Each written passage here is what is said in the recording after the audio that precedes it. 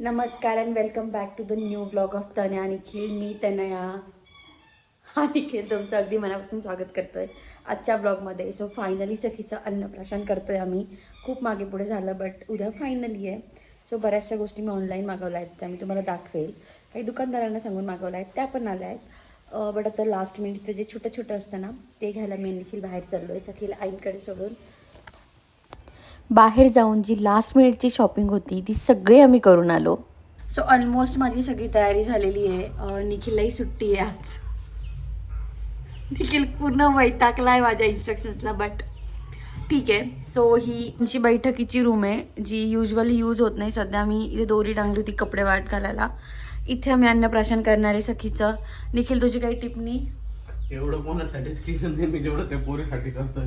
पोरीसाठी करावंच लागतं. इथे लाईट खूप छान येतोय आणि समोर पण असं मस्त नारळाची झाडं वगैरे. बाहेरचा यूज नाही होणार आहे बट इथला प्रॉपर यूज होईल. वाईट कन्फ्युजन झालं आहे आमचं. आम्ही एकच मागवलं आहे आणि आमच्या भिंतीवर ते खूप छोटं दिसतं आहे.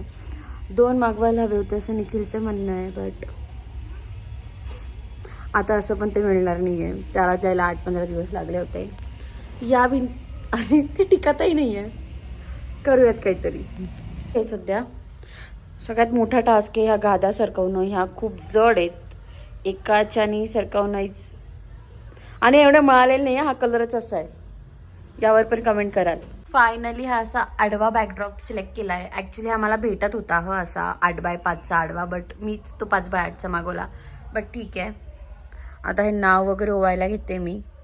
सखीला बसायसाठी मी हे 3 लोड आणि मध्ये उशी ठेवली होती. यावर कवर घालणार होते. ओके ना. उशीर आलेला मी यांच्या लग्नाला खूप उशिरा जाणार आहे कारण ही या कार्यक्रमाला खूप लेट आले. दुसऱ्या दिवशी कार्यक्रम असला, लग्न असलं, काहीही असलं ऑकेजनल तेव्हा सखी रात्री झोपत नाही आणि त्या दिवशी तिने आम्हाला रात्री 1:30-2 वाजवले. सो बऱ्यापैकी तयारी झाली आहे. ऑलमोस्ट डेकोरेशन असं झालं आहे. क्लिनिंग बाकी आहे. थोडे अजून साईडचे फुलं आहेत ते बाकी आहे. आतमध्ये मिठाई टाकायची बाकी आहे.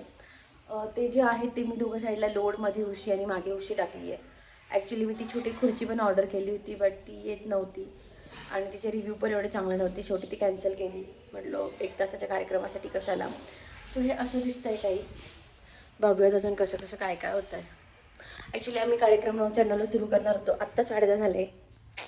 अजून मामा मामी झालेली नाही आमची आणि खायचं आम्हाला मामाच्या हातून. माझं फुलांचं डेकोरेशन होईपर्यंत सखी उठली. सो निखिलने सखीला सांभाळायला घेतलं आणि मी खाली गेली आईंना स्वयंपाकात मदत करायला. पण ऑलरेडी मावशी आलेल्या होत्या आणि त्यांनी बऱ्यापैकी स्वयंपाक संपवत आला होता. नंतर स्वयंपाक झाला आणि मावशींनी परत सखीला सांभाळायला घेतलं. तोपर्यंत निखिल आणि भाऊजी त्या 56 भोगच्या थालीमध्ये द्रोण टाकत होते प्रसादाचे. मला वाट्या नको होत्या म्हणून मी थाली मागवली होती बट त्यात डायरेक्ट मिठाई टाकता येत नव्हती. त्याने ते ताट खराब झालं असतं म्हणून ज्या दादाकडनं घेतलं त्यांनीच आम्हाला ही आयडिया दिली होती. नंतर माझ्या माहेरचे आले. दादाने पण सखीसाठी जो खाऊ आणला होता तो अरेंज करत होता. मामीच्या हातून बनलेलं काहीतरी खायचं होतं. सो वहिनी खाली खीर बनवत होती सखीसाठी. तोपर्यंत मी तिच्या आंघोळीसाठी घंगाळ रेडी करत होते. तिच्या आंघोळीसाठी एक घंगाळं घेतलं आहे. त्यात 2 उशा ठेवल्या त्यांचे कवर काढून. त्या उल्यानं होणाऱ्याच्या कापडाच्या आहे. हे पण मिळालेलं नाही याचा कलरच असा आहे. आणि आले आई आणि साईडला हे कॉटन लावून घेतला असा. सो तिने हातपाय मारले तरी तिला लागणार नाही आणि त्यावर व्हाईट कापड टाकायचं आहे. सो असं काहीतरी होतं माझं फायनल डेकोरेशन. मी खूप जास्त फराळाचे पदार्थ वगैरे ठेवले नव्हते कारण ते वाया जातात. मिठाई मात्र 56 ठेवल्या होत्या कारण त्या खाल्ल्या जाणार होत्या आणि फळं पण आवडतात सो ते पण संपणार होते. नंतर सखीला छान असं गजऱ्यांनी तयार केलं मी. ती खूप कॅमेरा कॉन्शियस होती सगळे लोक असल्यावर त्यामुळे ती अजिबात हसत नव्हती. बट स्टील मला तिच्यासाठी ते मेमोरेबल करायचं होतं. सो मी सगळ्यांना बोलवलं होतं. सगळ्यांनी तिला आंघोळी घातल्या. सुरुवात झाली होती तिच्या मामा मामीपासून कारण आजचा सगळा मान त्यांना होता. नंतर तिचे दोघं आजी बाबा, तिच्या मावशी आजी, मी, निखिल, तिची मनू मावशी, गौरी दिदी, पुन्हा आमच्याकडे ज्या घरकामाला मदतीला येतात आमच्या आत्या, मामी, दिदी सगळ्यांनी मिळून सखीला आंघोळ घातली. नंतर मी सखीला छान तयार करायला घेतलं. तयार झाल्यानंतर सखी खूप गोड दिसत होती.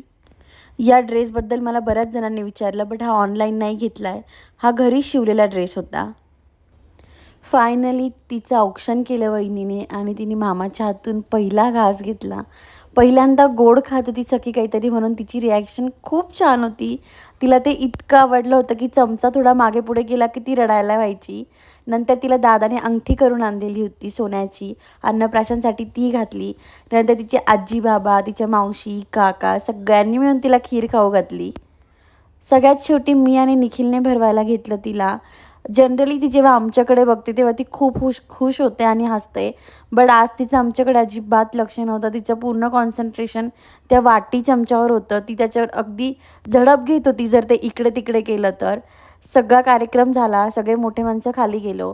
जेवढे आम्ही वरती होतो चिल्लार पार्टी आणि मोठे माणसं आम्ही सगळ्यांनी त्या मिठाईवर हल्ला केला. ऑलमोस्ट सगळी संपत आणली होती आम्ही ती.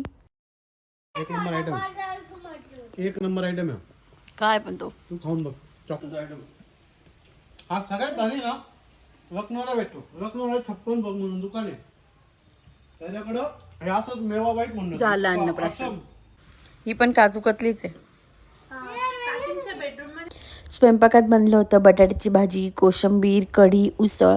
पोळ्या गरमागरम हव्या होत्या म्हणून त्या लास्ट मोमेंटला मीरा मावशींना करायला लावल्या.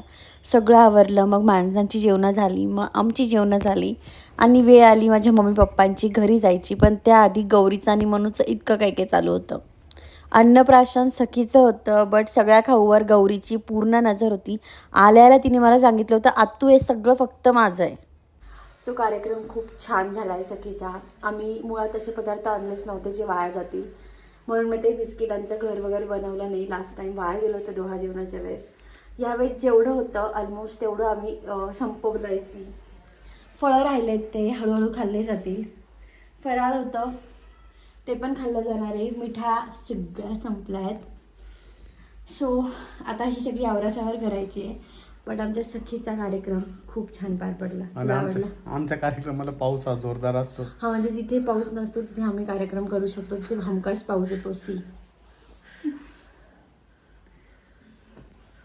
सो हा ब्लॉग इथेच संपूया. परत काही असं छान राहिलं तर परत नक्की मोठा ब्लॉग करू. अरे नक्की. चलो बाय बाय.